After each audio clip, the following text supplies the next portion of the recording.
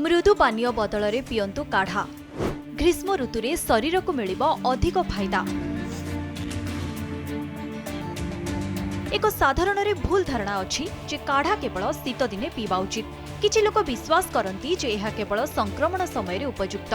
जो माने शीत दिने काढ़ा पियंती से माने प्रायतः ग्रीष्म ऋतु में यह पीवा बंद कर दियंती। काढ़ार गरम प्रभाव थाए एवं यह शरीर को क्षति पहुंचाई पारे बोली केतेक कहितांती। तेबे प्रकृत में कौन खरा दिने काढ़ा पीवा लाभप्रद हुए? यार कौनसी नकारात्मक प्रभाव शरीर उपरे पड़े कि? ग्राफिक्स जरिया किछि तथ्य उपरे नजर पकांतु आउ जानंतु कौन कहउचंती स्वास्थ्य विशेषज्ञ। आयुर्वेद अनुसार प्रत्येक ऋतु में काढ़ा सेवन करिपारिबे। यह शरीर में हार्मोन को संतुलित रखिथाए। व्यवहृत उपादान गुड़िक प्रत्येक ऋतु में भिन्न होई पारे। काढ़ारे कौन मिसाइबे ताहा शरीरर प्रकृति उपरे निर्भर करे। आम शरीर को सुस्थ रखा आम आयुर्वेद चिकित्सार अनेक जिनस वर्णना रही। आयुर्वेद चिकित्सार मूल लक्ष्य होची सुस्थ व्यक्तिर स्वास्थ्य को रक्षा करने सहित रोगीर रोग को आरोग्य करने अर्थात preservation of health and eradication of disease the main purpose of Ayurveda. तेबे आमे दैनंदिन जीवन में जदि आमे सुस्थ रहा चाहिए प्रतिदिन काढ़ा पीवा आवश्यक।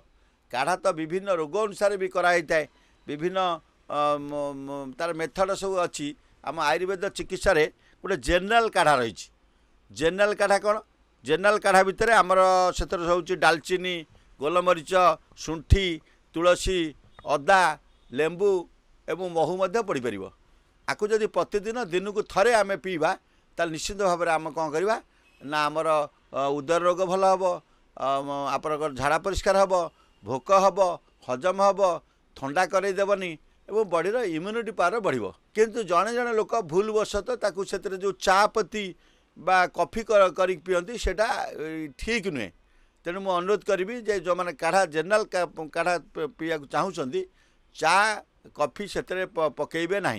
आपड़ जहाँ कहली आपड़ से गोलमरीच तापरे डालचीनी, शुंठी, तुलसी, महू ये टाइप जिनस जदि पकईकी खाइबे ताले आमर शरीर पे भल हम, एटा पेट पे भल हम, मनीष सुस्थ रहिबो, दीर्घायु हम। आउ अनेक प्रकार काढ़ा अच्छी आम आयुर्वेद शास्त्र गोटे 10 मूल रही। 10 मूल काढ़ा।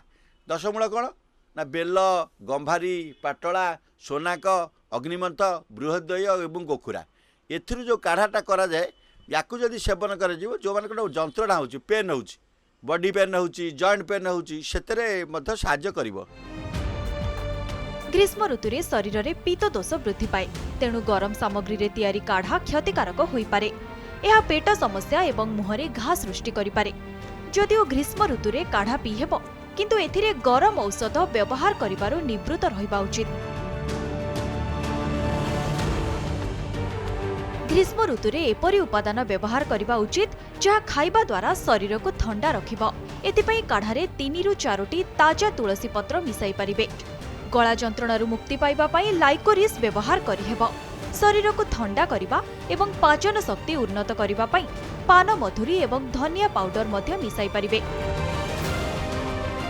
तेबे आयुर्वेद चिकित्सा रे ये जो काढ़ा रही ये जेतेबेले आमर कोरोना होता सेतेबेले आमर देशर प्रधानमंत्री नरेंद्र मोदींकर सेतेबेले गोटे बड़ आह्वान था आपण माने सुस्थ रहा आयुर्वेदर काढ़ा पियंतु एवं सुस्थ रहंतु।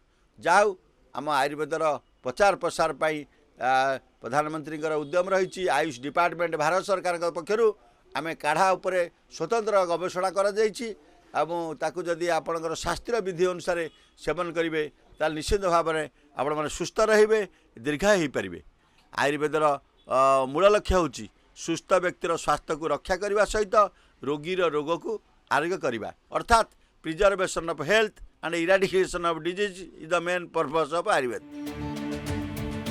काढ़ा केवल शीत दिन पाई नुहे बरं यहाकु सठिक उपादान सहित ग्रीष्म ऋतु में मध्य व्यवहार करा जाई परिबो।